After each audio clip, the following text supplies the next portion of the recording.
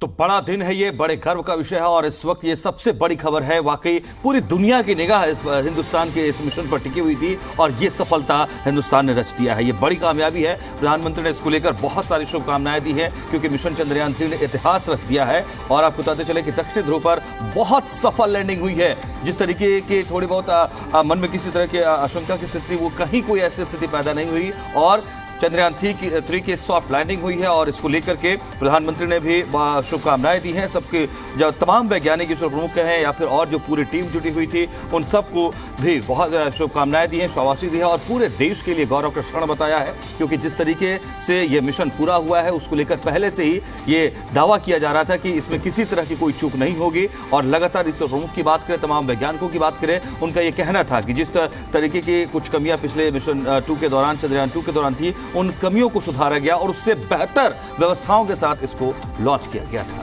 यह बड़ी अपडेट और चंद्रयान 3 की सॉफ्ट लैंडिंग हो गई है जिसका बेसब्री से इंतजार था सभी को। और आखिरकार इसका ये इतिहास हिंदुस्तान ने रच दिया है और दुनिया में चौथा ऐसा देश बन गया है जिसने चंद्रयान 3 के तौर पर कहें या चांद पर हम सॉफ्ट लैंडिंग के तौर पर कहें, ऐसा करने वाला हिंदुस्तान ऐसा चौथा देश दुनिया भर में बन गया है। यानी अब किसी से पीछे नहीं है। और इसरो की तरफ से ये भी ऐलान कर दिया गया है कि अब इस तरीके के और भी मिशन को हम आगे लेकर आगे बढ़ेंगे और ऐसे और भी हम अभियानों को पूरा करेंगे। ये एक बड़ा हौसला तमाम हिंदुस्तान के वैज्ञानिकों के लिए इस मिशन की सफलता से मिल रहा है और उसको लेकर ये बयान सामने आए हैं। और जिस तरीके से प्रधानमंत्री ने तुरंत हौसला अफजाई की है, जैसे ही सॉफ्ट लैंडिंग हुई है उसके बाद तुरंत प्रधानमंत्री ने सभी टीम को बधाई दी है। और जिस तरीके से तमाम वैज्ञानिकों को बेसब्री से इंतजार था कि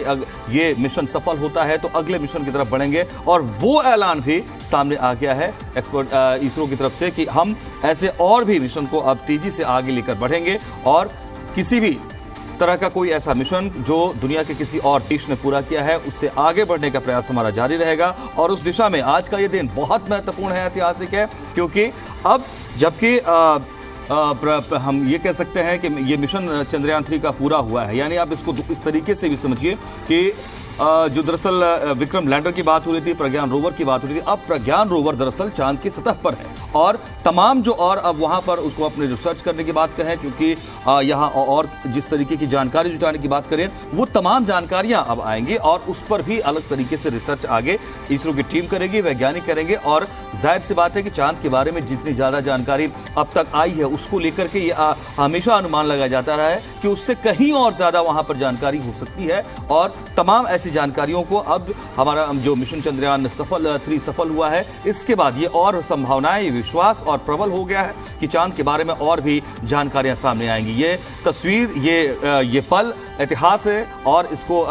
लेकर और आगे बढ़ने की दिशा में एक बड़ा हौसला हमारे देश के वैज्ञानिकों को मिला है। और इस बात को लेकर ऐलान भी किया गया है कि अब इसी तरीके से और भी हम मिशन को आगे लेकर बढ़ेंगे और जो देश के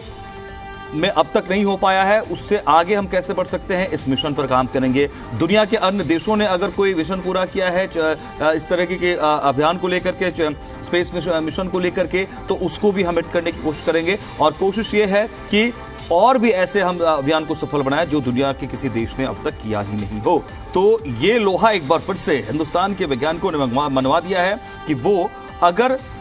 तय कर लें किसी मिशन को लेकर कोई अगर पूरा करना है तो ठान लें तो उसको पूरा करके रहते हैं। क्योंकि आपको याद होगा इसी तरीके से चंद्रयान 2 को लेकर के भी उम्मीदें भरी थी और बहुत सारी तैयारी की गई थी, लेकिन थोड़ी सी वजह से चूंकि चांद पर उसकी लैंडिंग नहीं हो पाई थी और रास्ता बिगड़ा था। लेकिन उस दौरान जो कमियां आई, आप ये समझिए, महज 4 साल का ये दौर था और तमाम कमियों को दूर किया गया न सिर्फ, बल्कि उससे बेहतर